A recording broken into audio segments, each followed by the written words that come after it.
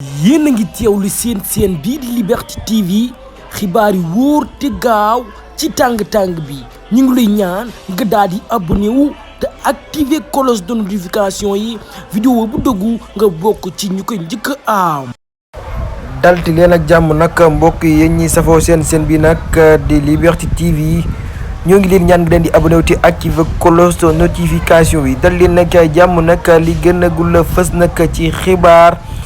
ñëwal nag moom mii di Youssou Ndour ginnaaw nag ab concert bu mu doon amal nag foofee ca Paris yaakaar naa moom mii di Youssou Ndour nag tam ëpp na koy buum niki ni démb ndaxte nag moom mii di Youssou Ndour concert am boobu xamul lu muy saf xamul limon lay saf xamul nag kaani lay saf ndaxte nag boobule concert wax na xat ci moom moomu di Youssou Ndour tax sax muy commencé ñàkk li nga xam te nag ay fans ndax moom mii di Ousmane Sonko concert Youssou Ndour boobu nag daal dina faa saf dafa mel ni nag moom mii di Ousmane Sonko moom moo doon def concert boobu le ndaxte nag boobu concert di Youssou Ndour amoon foofee ca Paris ñi nga xam te nag ñooy patriote yow fooyte foofee nag ca Paris daal di nañ koy sonkorisé ba mu saf-saf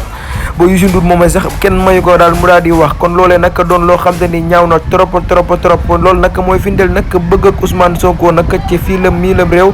moom mii di Youssou Ndour daal concert am boobu daal xamul lenn lu ko tëggee ndaxte nag dañ ko daal di sonkorisé ba mu sap kenn na nag da déggul Youssou Ndour sax la muy wax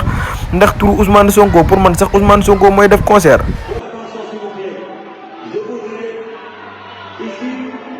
Je pense qu'il y a des gens qui veulent un petit peu parler de leur message. On vous laisse 2 minutes à faire passer votre message.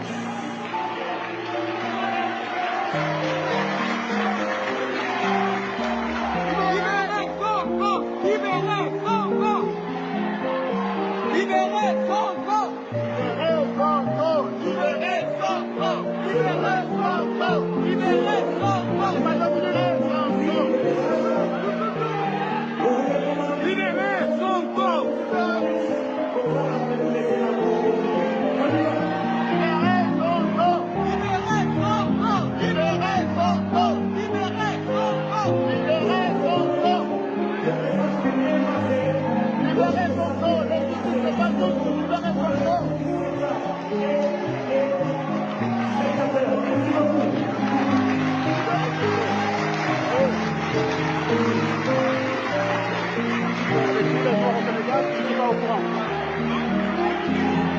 yéen a ngi teewlu seen bii di Liberté TV